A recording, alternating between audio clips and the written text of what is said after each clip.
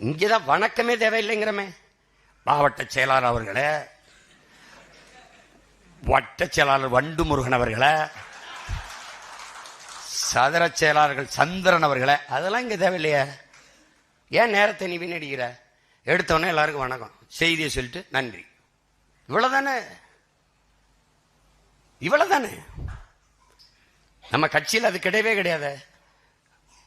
கூட்டத்தை சிறப்பாக ஏற்பாடு செய்திருக்கிற மாநில செயலாளர் அதெல்லாம் கிடையாது.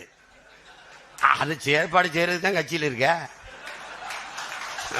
அப்புறம் எதுக்கு போட்டு அவர்களை இவர்களை